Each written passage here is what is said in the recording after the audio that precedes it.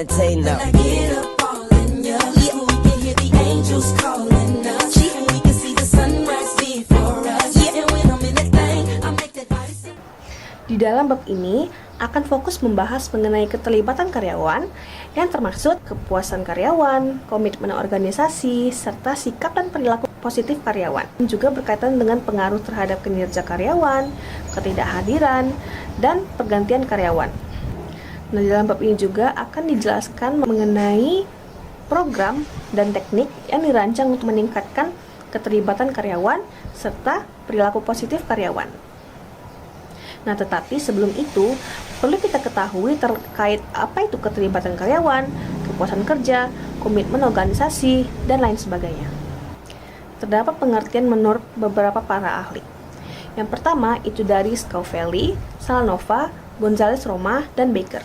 Menurut mereka, keterlibatan merupakan kondisi psikologis yang ditandai dengan semangat atau energi, dedikasi, dan penyerapan dalam pekerjaan dan organisasi seseorang.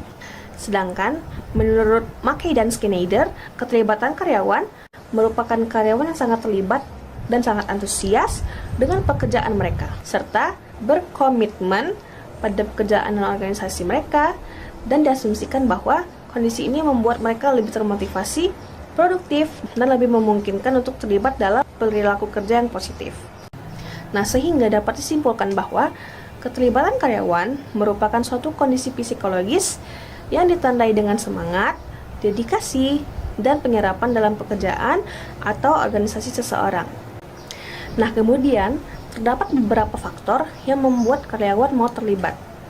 Yang pertama, pekerjaan yang memiliki karakteristik pekerjaan yang tinggi dan lebih bermakna, itu akan lebih memungkinkan untuk melibatkan karyawan. Nah, yang kedua, jika karyawan merasa didukung oleh atasan dan organisasi mereka, maka mereka akan cenderung mengalami tingkat keterlibatan yang tinggi.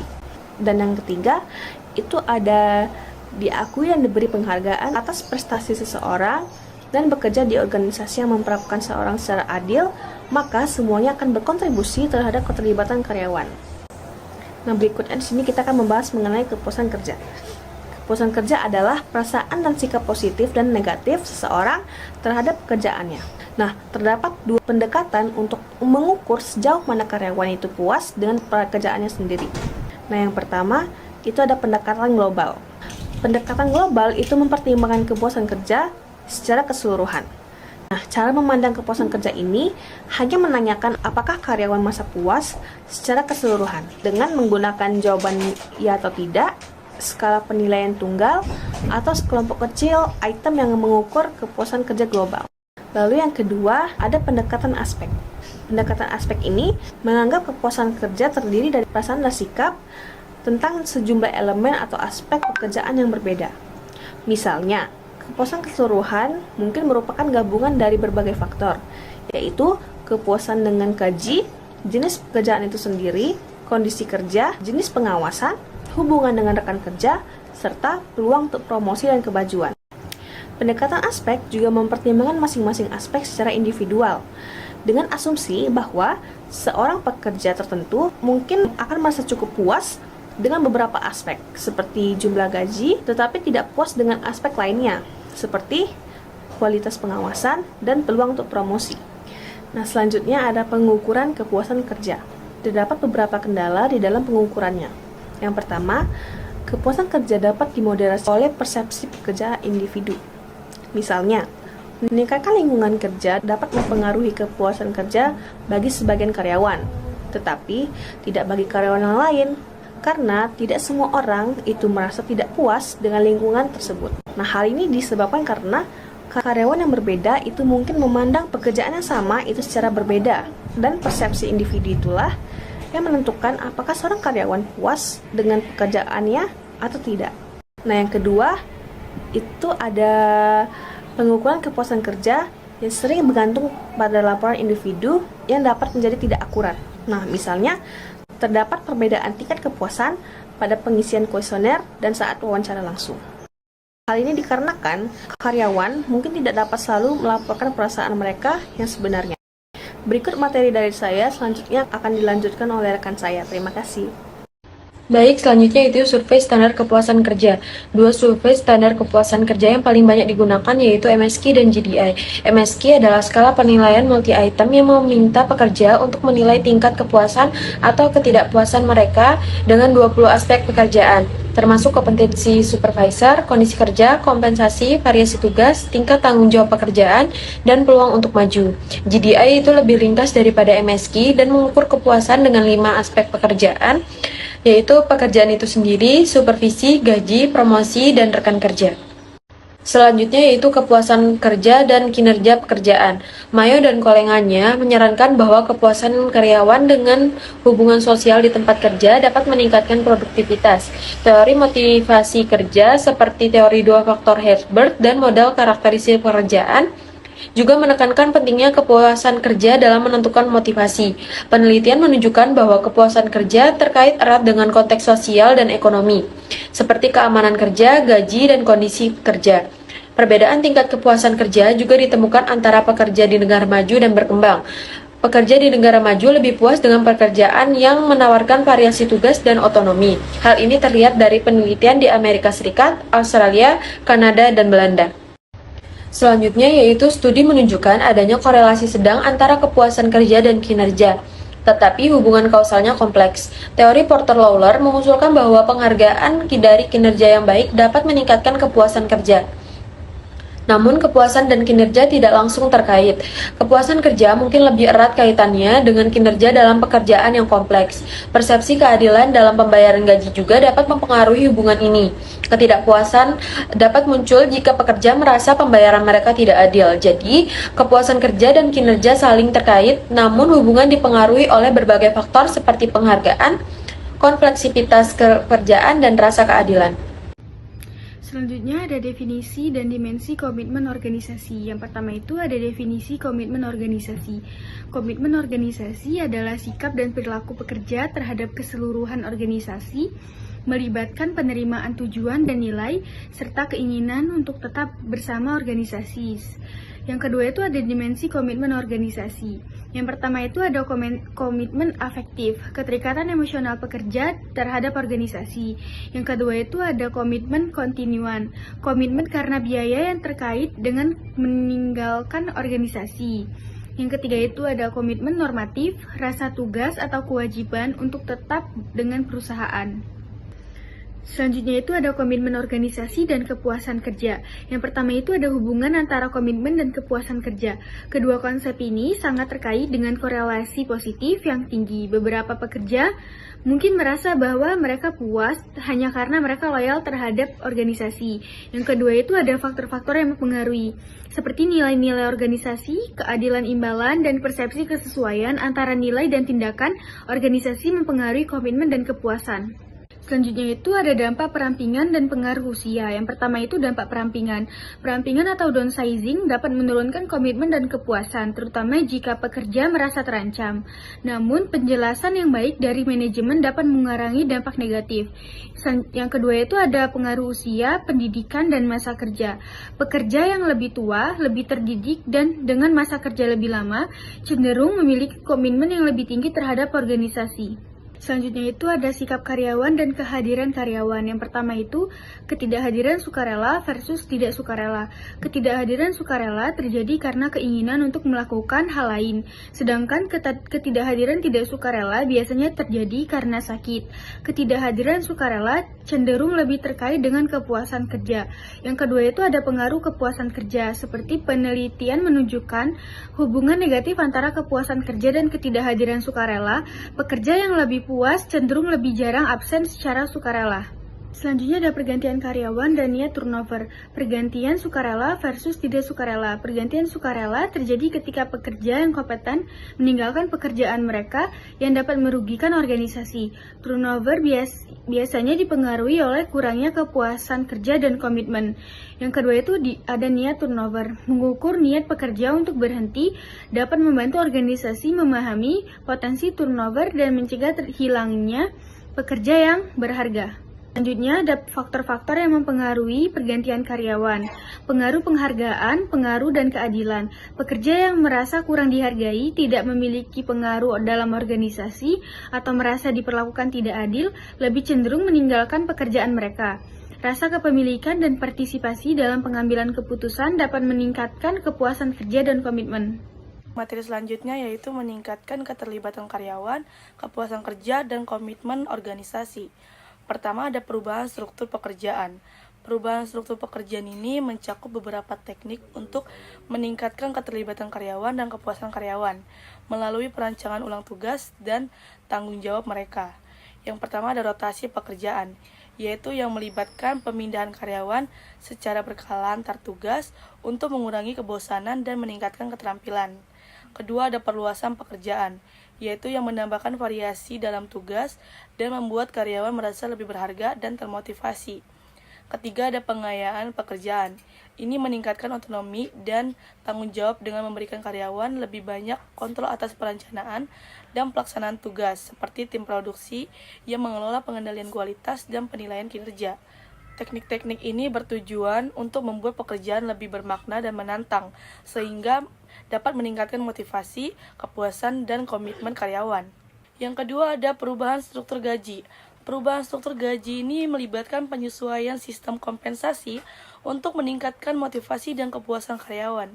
Yang pertama ada kompensasi berbasis kinerja, di mana gaji dikaitkan langsung dengan hasil kerja, seperti bonus berdasarkan pencapaian target. Kedua ada kompensasi variabel, yaitu yang menyediakan atau memberikan insentif tambahan seperti komisi atau tunjangan, yang bergantung pada hasil individu atau tim. Sementara itu yang ketiga, ada kompensasi kompetitif, yaitu menyesuaikan gaji sesuai standar industri untuk menarik dan mempertahankan karyawan terbaik. Tujuan dari perubahan ini ialah untuk menciptakan struktur gaji yang adil dan memotivasi sehingga meningkatkan kepuasan dan loyalitas karyawan. Yang ketiga ada jadwal kerja fleksibel. Jadwal kerja fleksibel ini memberikan karyawan kebebasan untuk mengatur jam kerja mereka, seperti memilih jam mulai dan jam selesai kerja sesuai kebutuhan pribadi mereka. Contoh penerapan termasuk jam kerja inti, di mana karyawan hadir pada waktu tertentu, namun memiliki fleksibilitas pada jam lainnya, atau minggu kerja yang dapat disesuaikan, di mana karyawan dapat memilih jumlah hari kerja dalam seminggu. Tujuan dari jadwal kerja fleksibel ini yaitu untuk meningkatkan keseimbangan kerja hidup dan mengurangi stres dan meningkatkan kepuasan serta produktivitas karyawan. Yang keempat ada program manfaat. Program manfaat yaitu meliputi tunjangan seperti fleksibilitas jam kerja dan pengasuhan anak, dapat meningkatkan kepuasan dan retensi karyawan. Tunjangan bergaya kafeteria ini di mana karyawan memilih dari berbagai opsi, dianggap lebih adil dan meningkatkan kepuasan. Namun, penting bagi karyawan untuk menerima panduan yang memadai untuk membuat keputusan yang tepat mengenai tunjangan mereka. Dengan biaya tunjangan yang tinggi ini, banyak organisasi mengurangi program ini untuk menghemat biaya, meskipun ini bisa berdampak negatif pada kepuasan dan moral karyawan. Selanjutnya ada perilaku karyawan yang positif. Meskipun para pengusaha ingin karyawannya merasa puas dan berkomitmen terhadap organisasi, kepuasan kerja dan komitmen organisasi adalah sikap yang benar-benar diperhatikan oleh para pengusaha adalah bagaimana kepuasan kerja dan komitmen organisasi diterjemahkan menjadi perilaku karyawan yang positif. Kita telah mengeksplorasi hubungan antara kepuasan kerja, komitmen organisasi, dan perilaku kerja yang penting seperti kinerja kerja, ketidakhadiran, dan pergantian karyawan. Akan tetapi, ada bentuk lain yang dapat diambil oleh perilaku karyawan yang positif. Selanjutnya ada perilaku kewarganegaraan organisasi. Perilaku kewarganegaraan organisasi atau OCB terdiri dari upaya anggota organisasi yang memajukan atau mempromosikan organisasi, kerja, citranya, dan tujuannya. Perilaku kewarganegaraan organisasi merupakan upaya yang dilakukan oleh anggota organisasi untuk memajukan atau mempromosikan organisasi kerja dan tujuannya. Selanjutnya ada jenis perilaku kewarganegaraan organisasi atau OCB. Perilaku membantu secara sukarela, membantu orang lain dengan masalah yang berhubungan dengan pekerjaan, membantu mencegah orang lain menghadapi masalah, menjaga kedamaian, atau mengelola konflik. Selanjutnya ada sportivitas, mempertahankan sikap positif. dalam menghadapi tantangan atau masalah, menoleransi ketidaknyamanan dan beban, tidak menganggap penolakan secara pribadi, mengorbankan kepentingan pribadi demi kelompok. Selanjutnya ada loyalitas pada suatu organisasi, yaitu mempromosikan organisasi kepada orang luar, membela organisasi dari ancaman eksternal, tetap berkomitmen pada organisasi bahkan kondisi yang buruk.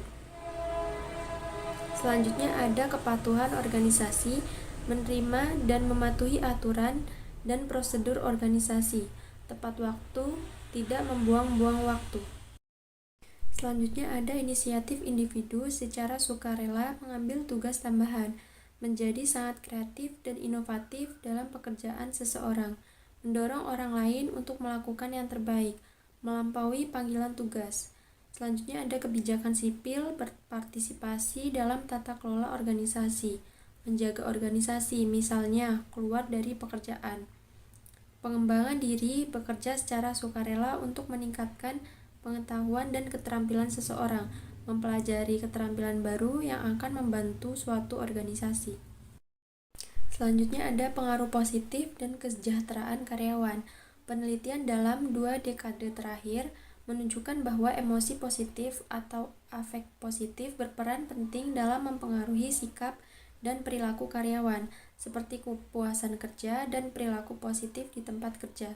Suasana kepuasan kerja dan perilaku positif di tempat kerja.